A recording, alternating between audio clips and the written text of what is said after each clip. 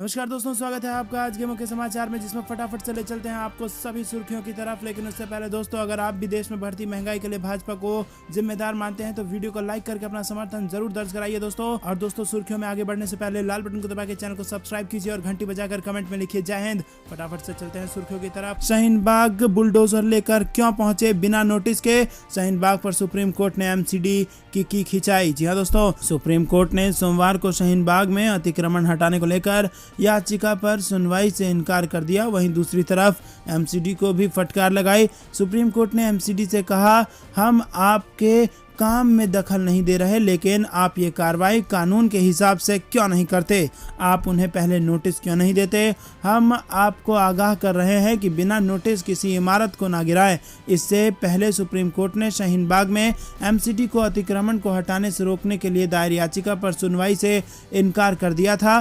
Court ने कहा था कि इस याचिका को हाई कोर्ट के पास लेकर जाएं। यही नहीं, कोर्ट ने याचिकाकर्ता से सवाल पूछा था कि इलाके के लोगों और दुकानदारों जिन पर इस अतिक्रमण का असर पड़ रहा है, उनकी जगह राजनीतिक पार्टी क्यों सुप्रीम कोर्ट में याचिका डाल रही है? कोर्ट ने पूछा था कि सीपीआईएम ये याचिका क्यों दायर कर रही है, जिस पर इस कार्रवाई का असर पड़ रहा है। वो यहाँ आता तो भी हम समझ सकते थे। और इस मामले में एक पार्टी के कौन से मौलिक अधिकारों का हनन हो रहा है? क्या कोई ऐसा शख्स नहीं जिस पर इस कार्रवाई से असर पड़ रहा हो? तो दोस्तों, कोर्ट चाहता था कि पॉलिटिकल पार्टी नहीं, बल्कि वो व्यक्ति जो इस कार्रवाई से पीड़ित होगा या उस पर असर पड़ रहा होगा, वो कोर्ट पहुंचती तो शायद कोर्ट कुछ मदद करती। और लेकिन आपको बता दें कि बिना नोटिस के बुलडोजर लेकर शाहीन बाग पहुंचने पर एमसीडी की खिंचाई की है कोर्ट ने, और कहा है कि आप कानून का पालन क्यों नहीं करते? बिना नोटिस सर्व किए किसी भी मकान पर बुलडोजर चलाने से पहले सुप्रीम कोर्ट ने एमसीडी को आगाह कर दिया। तो दोस्तों, आप इस खबर को कैसे देखते हैं कमेंट में जरूर बताइए। वीडियो लाइक नहीं किया तो लाइक जरूर कीजिए। रुक करते हैं अगली बड़ी खबर की तरफ। राकेश टिकैत ने किया महंगाई के खिलाफ आंदोलन का ऐलान, किसानों से कहा रहिए तैयार। जी हाँ दोस्तों, किसान यूनियन के राष्ट्रीय प्रवक्ता राकेश टिकैत ने रविवार को यूपी के बाराबंकी में बड़ा बयान दे दिया। उन्होंने कहा कि महंगाई के खिलाफ जल्द ही बड़ा आंदोलन होने जा रहा है। उन्होंने किसानों से खास अपील की और कहा कि इस आंदोलन में शामिल होने के लिए आप सभी लोग तैयार रहिए। राकेश टिकैत यहां एक मूर्ति अनावरण के कार्यक्रम में शामिल होने पहुंचे थे। राकेश टिकैत ने कहा कि देश में अब महंगाई, बेरोजगारी, किसानों और नौजवानों की समस्या को लेकर बड़ा आंदोलन होगा। इसके लिए आप सब तैयार रहें, समय पर जगह आपको बता दी जाएगी। टिकैत यहाँ केंद्र और प्रदेश सरकार से काफ़ी नाराज दिखे। उन्होंने कहा कि प्रदेश सरकार को किसानों को गेहूं पर 500 रुपये सब्सिडी देनी चाहिए और गेहूं को बाहर भेजना चाहिए, लेकिन सरकार किसानों के बजाय बड़े व्यापारियों को फायदा पहुंचा रही है। रुक करते हैं अगली बड़ी खबर की तरफ। पीएम मोदी को राष्ट्र को संबोधित करने में क्या दिक्कत है? अशोक गहलोत ने फिर दागे सवाल। जी हाँ दोस्तों, राजस्थान के मुख्यमंत्री अशोक गहलोत ने एक बार फिर प्रधानमंत्री मोदी पर निशाना साधा है। और गहलोत ने कहा कि आखिर प्रधानमंत्री नरेंद्र मोदी राष्ट्र को संबोधित क्यों नहीं कर रहे हैं। उन्होंने कहा कि पीएम को दंगों की निंदा करनी चाहिए। गौरतलब है कि पहले भी अशोक गहलोत प्रधानमंत्री नरेंद्र मोदी से देश को संबोधित करने की मांग कर चुके हैं। अपने ताजा बयान में अशोक गहलोत ने कहा कि प्रधानमंत्री को राष्ट्र को संबोधित करने में क्या दिक्कत हो सकती है। उन्होंने कहा कि प्रधानमंत्री को दंगों की निंदा करनी चाहिए। गहलोत ने आगे कहा कि पीएम ने लिंचिंग की निंदा की थी, लोगों ने उसका स्वागत किया था। वैसे ये पहली बार नहीं है जब अशोक गहलोत ने पीएम मोदी से ऐसी अपील की हो। गौरतलब है कि इससे पहले भी गहलोत प्रधानमंत्री मोदी और गृहमंत्री अमित शाह से दंगों को लेकर राष्ट्र को संबोधित करने की मांग कर चुके हैं। वहीं इस दौरान मुख्यमंत्री अशोक गहलोत ने बिजली की महंगाई को लेकर भी बात की। रुक करते हैं अगली बड़ी खबर की तरफ। पार्टी फोरम में आत्म आलोचना की जरूरत है, लेकिन इस तरह से ना हो कि मनोबल गिर जाए। सीडब्ल्यूसी बैठक में सोनिया गांधी का बड़ा बयान। जी हाँ दोस्तों, आपको बता दें कांग्रेस कार्य समिति की सोमवार को हुई बैठक में राजस्थान के उदयपुर में होने वाले विचार मंथन शिविर के एजेंसी पर चर्चा की गई। और सोनिया गांधी की अगुवाई में पार्टी मुख्यालय पर हुई इस बैठक में कांग्रेस के पूर्व अध्यक्ष राहुल गांधी, राज्यसभा में नेता प्रतिपक्ष मल्लिकार्जुन खड़गे, संगठन महासचिव केसी वेणुगोपाल, राजस्थान के मुख्यमंत्री अशोक गहलोत और छत्तीसगढ़ के मुख्यमंत्री भूपेश बघेल समेत कई अन्य नेता शामिल हुए। रुक करते हैं अगली बड़ी खबर की तरफ। सूरत में बीजेपी और आम आदमी पार्टी कार्यकर्ताओं के बीच झड़प, दोनों ने एक दूसरे पर दर्ज कराए मामले। जी हाँ दोस्तों, गुजरात के सूरत के सरथाना इलाके में बीजेपी और आम आदमी पार्टी के कार्यकर्ताओं के बीच झड़प हो गई। इस मामले में दोनों पक्षों ने एक दूसरे के खिलाफ दंगा करने और अवैध तरीके से एकत्रित होने की एफआईआर दर्ज कराई है। एक पुलिस अधिकारी ने सोमवार को बताया कि शनिवार को रात करीब 10:30 बजे कथित तौर पर आम आदमी पार्टी के संगठन सचिव राम धादुक और उनके 6 सहयोगियों की पिटाई करने के मामले में 25 बीजेपी कार्यकर्ताओं के खिलाफ रविवार को प्राथमिकी दर्ज कराई गई। रुक करते हैं अगली बड़ी खबर की तरफ। आम आदमी पार्टी का नेशनल ड्रीम क्या 2024 के लिए अरविंद केजरीवाल ने खींच दी लकीर। जी हां दोस्तों, लगातार 2 बार दिल्ली जीतने के बाद पंजाब विधानसभा चुनाव में प्रचंड बहुमत हासिल करने वाली आम आदमी पार्टी अब अपना विस्तार कर रही है। गुजरात और हिमाचल प्रदेश के विधानसभा चुनाव में भी पार्टी मजबूती से ताल ठोक रही है। पार्टी के बढ़ते कद के बीच अब राष्ट्रीय राजनीति में आम आदमी पार्टी की भूमिका को लेकर भी चर्चाएं जोर पकड़ने लगी हैं। एक तरफ कांग्रेस समेत पूरा विपक्ष 2024 के लोकसभा चुनाव में भारतीय जनता पार्टी को परास्त करने की प्लानिंग कर रहा है, तो दूसरी तरफ केजरीवाल ने भी अपना एजेंडा स्पष्ट कर दिया है।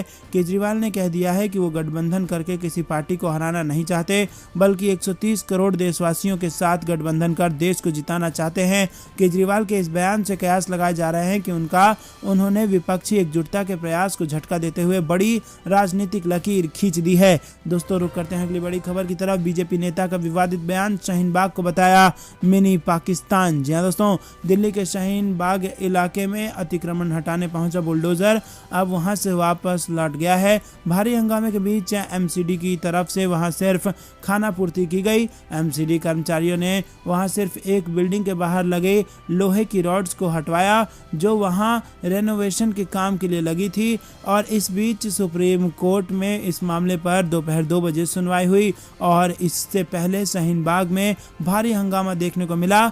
कुछ स्थानीय नेता और लोग वहां एमसीडी के बुलडोजर के आगे बैठ गए थे और उन्होंने एमसीडी और बीजेपी के खिलाफ जमकर नारेबाजी की और इनको बाद में हटा दिया गया और कुछ को हिरासत में भी लिया गया।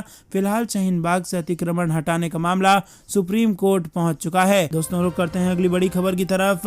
हिमाचल प्रदेश की सीमाएं सील, खालिस्तान जनमत संग्रह के आह्वान पर सुरक्षा बढ़ाई गई। जी हां दोस्तों, हिमाचल प्रदेश में विधानसभा के गेट और दीवारों पर खालिस्तान के झंडे और नारे नजर आए। विपक्ष से लेकर राज्य की बीजेपी सरकार पर हमलावर है।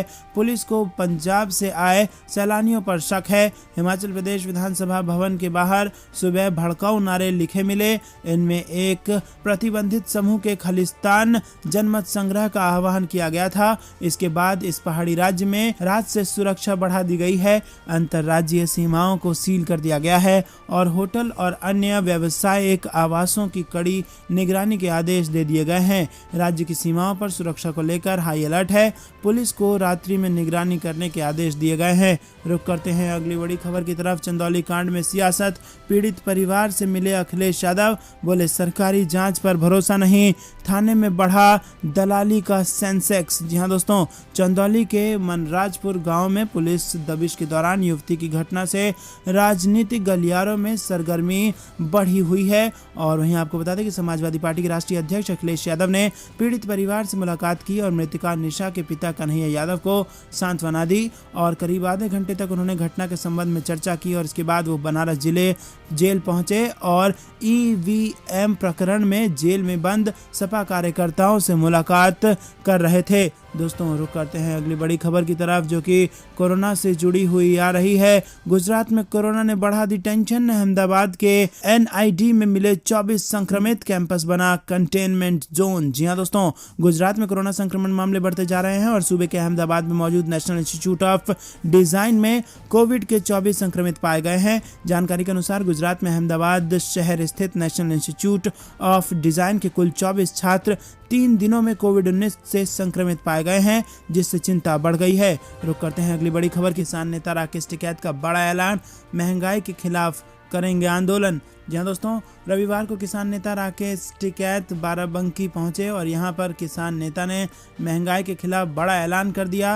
राकेश टिकैत का कहना है कि महंगाई बेकाबू होती जा रही है, जिसको लेकर किसानों को एक बार फिर से साथ आना होगा, सरकार के खिलाफ आंदोलन करना होगा। इस बढ़ती महंगाई ने किसान और आम लोगों का जीना मुश्किल कर दिया है। बता दें कि राकेश टिकैत यहां पर एक मूर्ति अनावरण कार्यक्रम में पहुंचे थे। किसानों से अपील करते हुए उन्होंने कहा कि जगह और समय समय आपको बता दिया जाएगा। इस दौरान राकेश टिकैत केंद्र और प्रदेश सरकार से काफ़ी नाराज दिखे। उन्होंने कहा कि प्रदेश सरकार को किसानों को गेहूं पर 500 रुपये की सब्सिडी देनी चाहिए और गेहूं को बाहर भेजना चाहिए, लेकिन सरकार किसानों की बजाय बड़े व्यापारियों को फायदा पहुंचा रही है। दोस्तों, फिर से खड़ा हो सकता है किसान आंदोलन। रुक करते हैं अगली बड़ी खबर की तरफ। 2024 में बीजेपी को हराने अखिलेश यादव के साथ आएंगे केजरीवाल।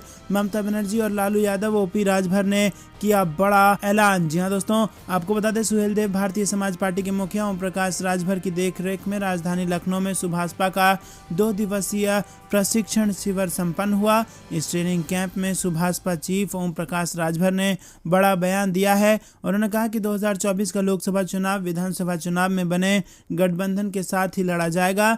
ओम प्रकाश राजभर ने कहा कि अखिलेश यादव, जयंत चौधरी और संजय चौहान के साथ गठबंधन बना रहेगा। सुहेलदेव भारतीय समाज पार्टी के मुखिया ओम प्रकाश राजभर ने कहा कि सभी एंटी बीजेपी पार्टियों को लेकर लोकसभा में बड़ा गठबंधन बनेगा। उन्होंने ये भी कहा कि ममता बनर्जी, अखिलेश यादव, अरविंद केजरीवाल, लालू प्रसाद यादव और उद्धव ठाकरे सबको एक साथ लाने का प्रयास होगा। सुभाषपा चीफ ने यह भी दावा किया कि ममता बनर्जी ने गठबंधन को लेकर उद्धव ठाकरे और लालू यादव से मुलाकात की है।